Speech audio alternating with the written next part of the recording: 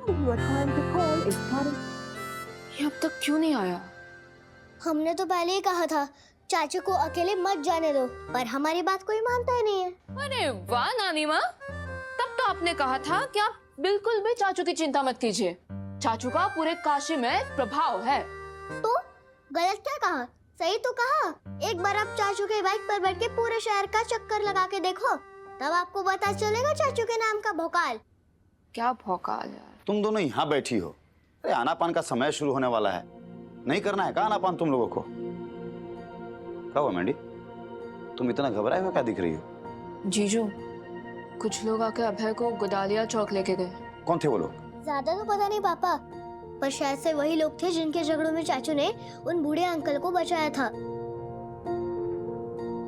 मैंडी, तुमने भैया को फोन किया कि नहीं? नॉट रीचेबल आ रहा है। आउट ऑफ नेटवर्क आ रहा है। अब एक मिनट रुको, हम देखते हैं। हाँ, पर चाचू ने कहा था वो 6:30 बजे के पहले आ जाएंगे। अरे यार वेदी, तो ये बात तुमको पहले बताना चाहिए था ना। खामखा का तुम लोग घबरा जाते हो और हमको भी घबरा देती। अरे जब वो बोला है कि 6:30 बजे आ जाएगा, तो भैया अभी समय है 6:30 बजने में। चलो चलो आनापान का तैयारी करो। फिर भी हमें डर लग रहा है, हमारा मन नहीं लगेगा वहाँ। मासी, आनापान में मन नहीं लगाना होता है, सांसों पर ध्यान देना होता है। मैंडी जी, वेदी से सीखिए। चलो वेदी, चलिए। आजा आजा आजा, चलो चलो चलो चलो, कम कम कम, समय हो गया है। हाँ भाई, अपना अपना फोन को एरोप्लेन मोड में जल्दी से डालो। That's airplane जीजू। अरे ठीक है मैंडी, एयरप्लेन ही सही भाई, लेकिन डालना तो पड़ेगा ना मोड को। चलिए।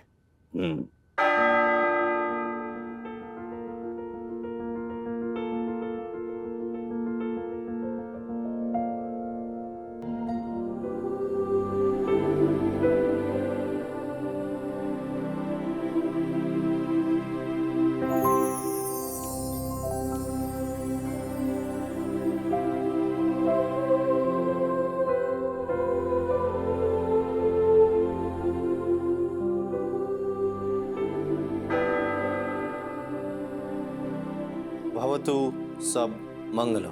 साधु साधु साधु। अभय तुम कब आए? बोले तो थे भाई कि 6:30 बजे तक आ जाएंगे। 6:30 बजे और अभय भैया हाजिर। आप 6:30 बजे के बाद आए होंगे चाचू, क्योंकि 6:30 बजे में तो हमने आनापान शुरू किया था। और मासी आपका बहुत इंतजार कर रही थी। अरे बाप रे, इसमें से चिंता करने का बात है भाई। अरे पर हुआ क्या था वह? वो लोग कौन था भाई जो घर तक आ गया था? और तुम्हें गदौलिया क्यों लेके गए थे? बहुते परेशान होते हो आप लोग। अरे जीवन चाह तो थे हमारे विश्वविद्यालय के मित्रों के साथ आए थे घर के बाहर मिलने, मिले, भेंट बर्ताव की और चले गए। पर क्यों? पापा है ना, इसलिए। मतलब हम समझे नहीं। समझाते हैं। अरे उस दिन हम पुलिस शिकायत कर दिए थे ना भैया उनके बच्चों के खिलाफ, तो हमारे एक शिकायत में पुलिस ने उनके तीनों बच्चों को उठा के जेल में डाल दिया और अभी उनको जाके अपनी गलती का एहसास हो रहा है, पर अब तक तो बहुत लेट हो गया है। अरे पुलिस तो कोर्ट में पेश करने के बाद लंबी कस्टडी बैठाने वाली थी, जीवन बर्बाद होते होते बचा उनका। ऐसे घटिया लोगों की जिंदगी बर्बाद ही होनी चाहिए। मैंडी, ऐसा नहीं बोलना चाहिए। पर एक बाप जो है ना, वो अपने बच्चों की जिंदगी बर्बाद होते हुए कभी नहीं देख सकता, समझे? बिल्कुल सही कह रहे हैं भैया। जीवन चाह आ ही इसीलिए थे ताकि उनके बच्चों की जिंदगी बर्बाद ना हो। अरे हमसे आगे कहने लगे कि अभय भैया जो भी शिकायत है, जो भी पुलिस कंप्लेन है, उसे वापस ले लो। तो हमने तो उनकी बात मान ली, लेकिन हमने कहा कि चाचा सबसे पहले हम गुदलिया चौक जाएंगे और पहले जाके आपके तीनों बच्चों से मिलेंगे, बात करेंगे और देखेंगे कि सचमुच में उनको अपने गलती का एहसास हुआ है कि नहीं हुआ है। और भैया हम जाके देखे ना, तो सही में उनको अपने गलती का एहसास हो गया। पुलिस की मार, सजा और जिंदगी बर्बाद होने का डर ही उसकी वजह होगी चाचू। उसी डर ने उनकी गलती का एहसास कराया वेदी। अरे भैया हमारे सामने तो कस्में वादे करने लगे कि आज के बाद से अपने बाबूजी को मारेंगे नहीं, गाली गलौज नहीं करेंगे और पूरे मान और सम्मान के साथ रखेंगे। और जीवन चाह कहे इसलिए हमने अपना कंप्लेन वापस ले लिया और उन्हें जेल से भी निकलवा दिया। और जाते जाते तो हमारा पैर पकड़ के रोने लगे उनके तीनों बच्चे। मतलब अब पुलिस स्टेशन में चाचू के नाम का भोकाल सा गया होगा। और माँ से बेकार में ही चिंता कर रही थी, और हम अपने चाचू को अच्छी तरह से जानते हैं। और उस दिन हम तुम लोगों का कहानी सुने थे, सच हुआ कि नहीं? बोले थे ना कि भगवान जो भी करते हैं अच्छे के लिए करते हैं। अब है, तुम्हारी वजह से बिखरा हुआ परिवार फिर से जुड़ गया। भले पुलिस के डर से ही, पर देखना जीवन चाचा के तीनों बच्चे जो है ना, अब जीवन चाचा को कभी परेशान नहीं करेंगे। एकदम सही कह रहे हैं भैया, भगवान जो भी करता है अच्छे के लिए करता है। आओ मेंढी, तुम बताओ भाई, तुम्हारा आज का दिन कैसे लगा? बहुत खुश लग रही हो तुम। हमारा दिन तो काफी बढ़िया था। जीजू ने इतना महंगा गिफ्ट जो दिया है। अरे मतलब तुम्हारी नई स्कूटी आ गई का? अरे नहीं नहीं भाई, सेकंड हैंड दिलवाई। अरे सही किए जो सेकंड हैंड दिलवाए। फर्स्ट हैंड दिलवा दे तो मेंढी ब्रेक की जगह एक्सीलेटर घुमा देती। और मेंढी ये बताओ, तो तुम्हें गाड़ी वाड़ी चलाने आता है ना बबुआ? का एक भैया, काशी में ट्रैफिक बहुत बढ़ रहा है और कल को ऐसा ना हो कि तुम ब्रेक की जगह एक्सीलेटर घुमा किसी को ठोक दिए और टूटा फूटा गाड़ी लाके हमारा परिवार में खड़े कर दिए और हमारे सर पे चढ़ेगी, जाओ भाई बनवा के आओ। अब बनवा नहीं आएंगे भाई तुम्हारी स्कूटी, तो पहले अच्छे से गाड़ी सीखो, उसके बाद रोड में उतारना। अब है, हम एक जागरूक वाहन चालक हैं। अच्छा, हम तो मासी के साथ पहले ही राइड करके आए हैं। अरे भैया तो हमें भी दिखाओ ना अपना नया नया स्कूटी, मतलब हमारा मतलब सेकेंड हैंड स्कूटी। अरे उसका नाम ट्रांसफर नहीं हुआ है अभी तक, इसलिए ओनर के पास ही है। कल हम आपको राइड दिलवा देंगे। ठीक है ठीक है ठीक है। अब वेदी रानी तुम बताओ, तुम्हारा आज का दिन कैसा था?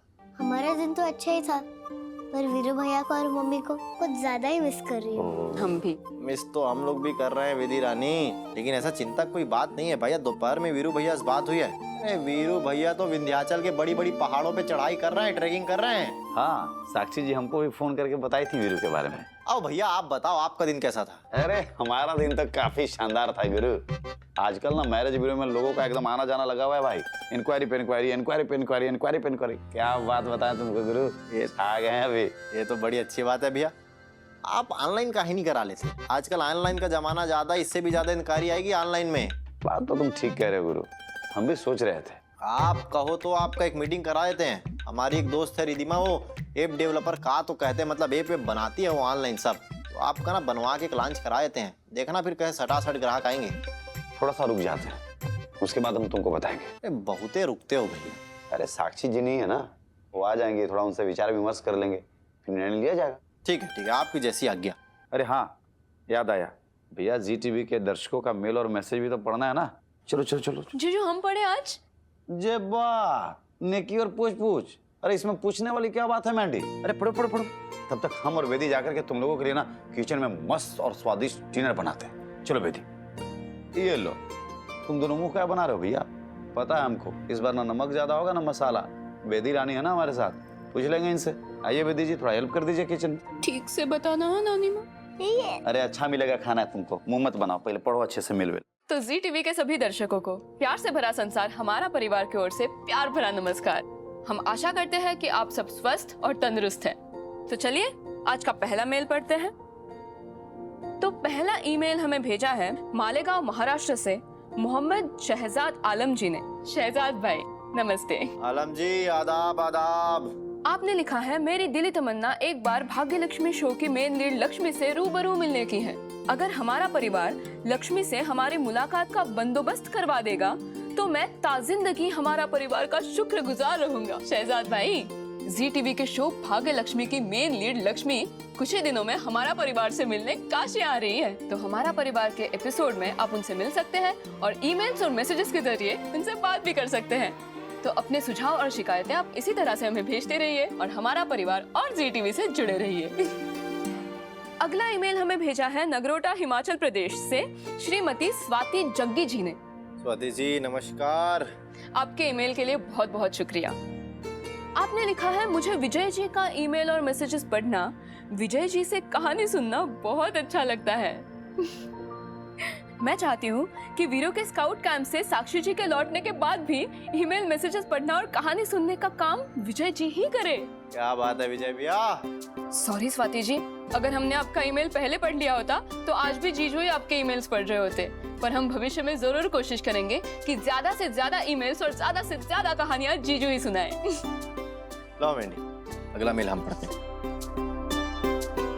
हाँ भैया, तो अगला मेल हमें भेजा है कोटद्वार उत्तराखंड से महेश्वरी विष्ट जी ने। महेश्वरी जी राम राम राम राम। तो आपने लिखा है, आपको जी टीवी का शो कुंडली भाग्य बहुत पसंद है। आप जी टीवी को भी काफी पसंद करती है। एक बार फिर से धन्यवाद महेश्वरी जी। और इसी प्रकार आप अपने सुझाव, शिकायत और प्रशंसा में भेजते रहिए। अरे भैया, काहे कि जी टीवी अपने दर्शकों को भी अपना परिवार मानता है और आपके सुझाव से ही तो हम जी टीवी को भारत का सर्वश्रेष्ठ चैनल बनाएंगे। क्यों मेंढी? और इसी तरह ईमेल्स और मैसेजेस पढ़ने का सिलसिला होता है खत्म। अब हम आपको जानकारी देते हैं आज प्रसारित होने वाले जी टीवी के सारे शोज की। तो आज शाम 7 बजे प्रसारित होगा शो रब से है दुआ। देखते हैं इसकी कुछ झलकियाँ। आज मैं यहाँ सबके सामने वो वजह बताऊंगी जिस वजह से सुभान इबादत को तलाक देना चाहता है।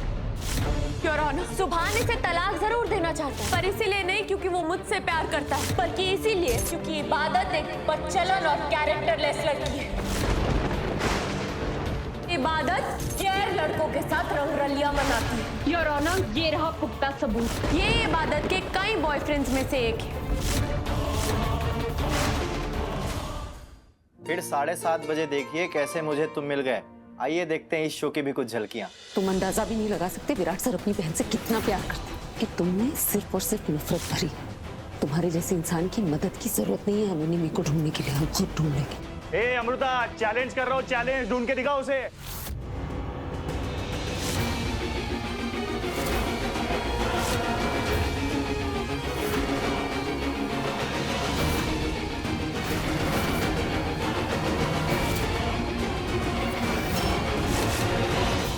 तो आज रात 8 बजे प्रसारित होगा जी टीवी का सबसे हिट शो भाग्य लक्ष्मी।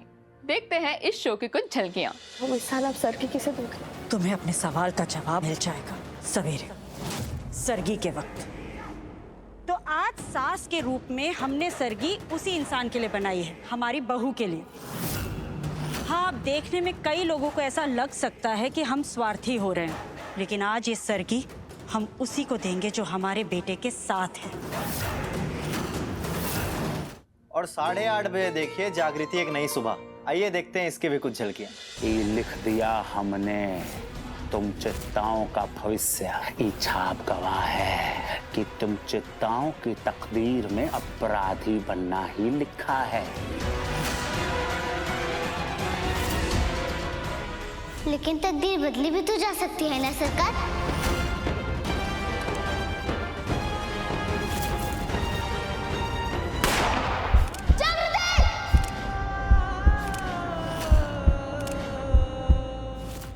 9 से लेकर 10:30 बजे तक प्रसारित होगा बिरला ओपस पेन सारेगामापा, एक नई आवाज और नए अंदाज के साथ।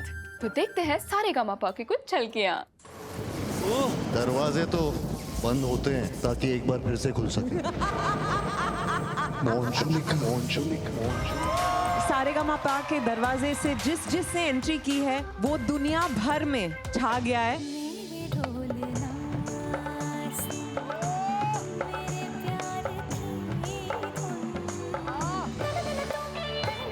बिरला ओपस पेन सारेगामापा आज रात 9 बजे जी टीवी और ZEE5 पर। और अब आप देख सकते हैं सारेगामापा का रिपीट टेलीकास्ट 10:30 बजे। तो क्यों भैया, यही थी ना आपके मन में बात? तो जुड़े रहिए ना गुरु जी टीवी के साथ, क्योंकि प्यार से भरा संसार दिखाएगा हमारा परिवार।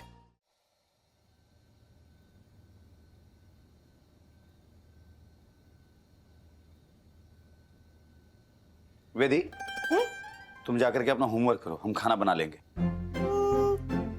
जब तक सब्जी में आप नमक मिर्च नहीं डालते तब तक हम कहीं नहीं जाएंगे। ठीक है अम्मा, जैसी आपकी आज्ञा। सिर्फ वेदी को ही नहीं, जीजू आपको भी जाना पड़ेगा। हमने जी टीवी के दर्शकों के ईमेल्स और मैसेजेस पढ़ लिए हैं और सारे शोज की जानकारी भी दे दी है। तो हमारा डिपार्टमेंट प्लीज हमें संभालने दीजिए और अब जाइए जाइए जाइए जाइए। सवाल ही नहीं उठता।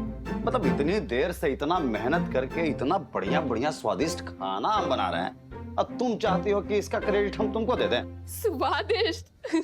काश आपके हाथ का बना खाना स्वादिष्ट होता। अरे पर कल रात को तो भैया बढ़िया बढ़िया स्वादिष्ट खाना बनाए थे हम। मतलब कल रात को भी हम गड़बड़ कर दिए। कल रात तो बहुत गड़बड़ कर दी थी आपने। आपका खाना बिल्कुल भी स्वादिष्ट नहीं है, बहुत बकवास है, सॉरी टू से, बट इट्स अ फैक्ट। आप सब्जी में नमक डालना ही भूल गए थे, इसलिए मासी ने छुप छुप के सब्जी में नमक डाल दिया और किसी को पता भी नहीं चला। अरे तो तुम लोग को बताना चाहिए ना भाई, कल कहा नहीं बताई हमको? इसी को तो परिवार कहते हैं जीजू। हमें दीदी ने बताया था कि एक दूसरे की चिंता करने से परिवार में प्यार बढ़ता है, अपनापन बढ़ता है। बात तो सही है मैडम, तुम्हारी दीदी ने बहुत सही बताया था, इसी को तो परिवार कहते हैं। जीजू, हिमाचल प्रदेश से स्वाति जग्गी नाम के एक मैम का ईमेल आया था। वो कह रही थी कि आपके ईमेल्स और मैसेजेस पढ़ने का तरीका उन्हें बहुत ज्यादा पसंद है। इनफैक्ट उन्होंने आपकी सारी कहानियां सुनी है और साक्षी दीदी के आने के बाद भी ईमेल्स और मैसेजेस आप ही पढ़िएगा, ये उनकी ख्वाहिश है। ये तो हमारे लिए बहुत ही खुशी की बात है मैंडी। चलो हमारी दीदी का कुछ तो काम हल्का किए हम। छा गए आप। वैसे हमारे पास भी एक कहानी है परिवार के अपनेपन के बारे में। रमेश और सुरेश नाम के भाइयों की कहानी। हम चाहते हैं कि ये कहानी हम जी टीवी के सभी दर्शकों को सुनाएं। अरे तुम्हें जरूर मौका मिलेगा भाई, तुम्हें जी टीवी के दर्शकों को कहानी सुनाने का मौका हम देंगे। हम भी सुनेंगे, हमारा परिवार भी सुनेगा। एक काम करिए, आप अपना ड्यूटी संभालिए, हम थोड़ा इसको जाकर होमवर्क करवा देते हैं। ठीक है। तो वेदी कम आजा। और जीजू आपका क्रेडिट हम आपको जरूर देंगे। अरे तुम पे विश्वास करते हैं मैंडी, लेकिन नमक मिर्च और मसाला बढ़िया से डालना। हमें मत सिखाइएगा जीजू। दिखाओ क्या करना है होमवर्क भाई। हिंदी का निबंध है। अच्छा हिंदी है, हिंदी तो सविता मैम पढ़ाती है ना। हाँ। तुम्हारी सविता जी बहुत अच्छा कविता सुनाती हैं। एकता में बल है पे निबंध लिखिए, एकता में बल पे, है ना। एकता में लिख दो हमारा परिवार पे लिख दो। लिख दो हमारा परिवार बनारस में पाया जाता है। हमारा परिवार में 6 लोग हैं। अरे बस करो नेताजी, ये आपका विश्वविद्यालय नहीं है महाराज, कहीं भी शुरू हो जाते हैं भाषण देने के लिए। अरे बच्ची इतना होमवर्क कर रही है सीरियसली, पर आप हैं किसको डिस्टर्ब किए जा रहे हैं। कहाँ डिस्टर्ब कर रहे हैं? तो क्या कर रहे हो? काम कर रहे हैं। क्या काम कर रहे हो? अरे वीडियो एडिट कर रहे हैं भाई। तो करिए ना।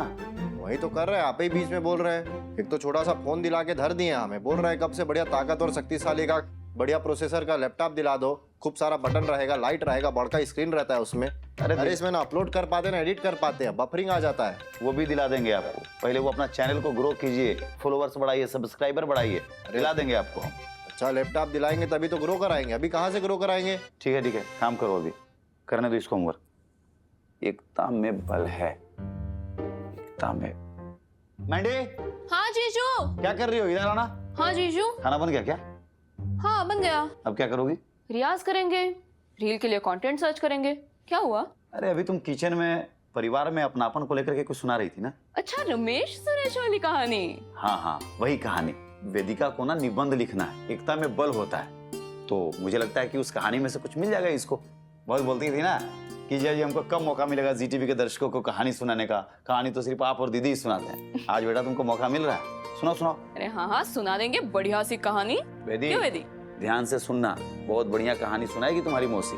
सुनाइए। तो ये कहानी 2 सगे भाइयों की है, ठीक है? शुरू करें? अरे यार नेताजी, विश्वविद्यालय में चुनाव लड़ना है ना, चुनाव में एकता बहुत मायने रखता है, काम आएगा, सुन लीजिए। कुछ समय पहले की बात है। उत्तर प्रदेश के छोटे से गांव में 2 सगे भाई रहते थे।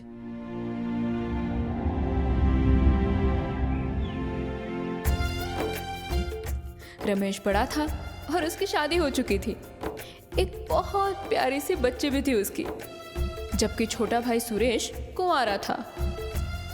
दोनों भाई साझेदारी में खेती करते थे। उन दोनों ने उस साल अपने खेतों में बहुत मेहनत की। उनकी मेहनत के कारण खेत में फसल लहलहा उठी।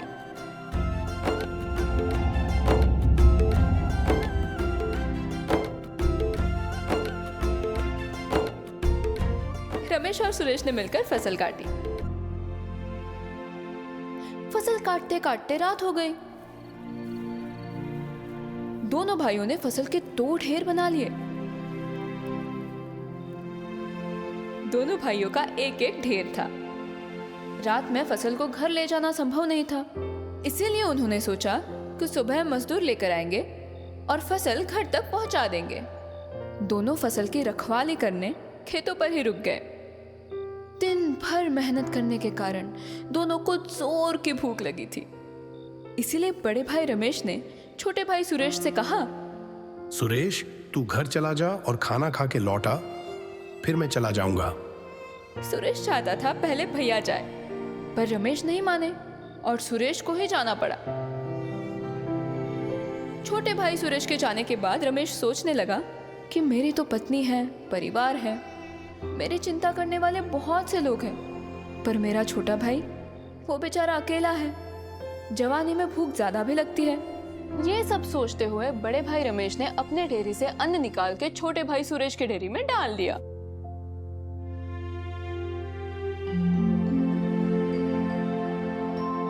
और सुरेश के इंतजार में बैठ गया। कुछ देर बाद सुरेश लौट के आया तो रमेश खाना खाने चला गया था। अब सुरेश ने सोचा, मैं तो अकेला हूँ, भैया का परिवार है और मैं भी आए दिन भाभी के हाथ का बना खाना ही खाता हूँ। अन्न की मुझसे ज्यादा जरूरत भैया को है। ये सब सोचते हुए सुरेश ने भी अपने ढेरे से बहुत सारा अन्न निकाल के अपने बड़े भाई रमेश के ढेरे में डाल लिया।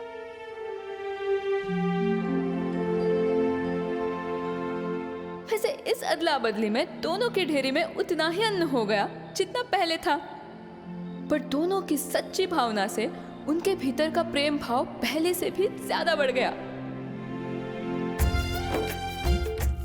अपने माता पिता के दिए संस्कारों के कारण उन दोनों भाइयों में ये प्रेम कभी कम ही नहीं हुआ, क्योंकि वो दोनों अपने से भी पहले एक दूसरे की चिंता करते थे, अपने से भी ज्यादा एक दूसरे के सुख चैन के बारे में सोचते थे।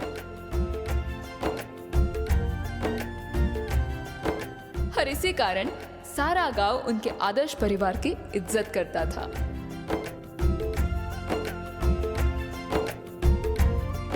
समझी? क्या बात मैंडी, रात तुमने कहानी सुनाई है, मजा आ गया। वेदी, जो कहानी है ना उसमें से कुछ कुछ चीजें एकदम दिमाग में लिख डाल, इससे पहले कि भूल जाओ। लिखो लिखो लिखो। तो आज की यात्रा हम यहीं रोकते हैं। तो भेजते रहिए अपने सुझाव और शिकायतें। आपसे फिर मिलते हैं।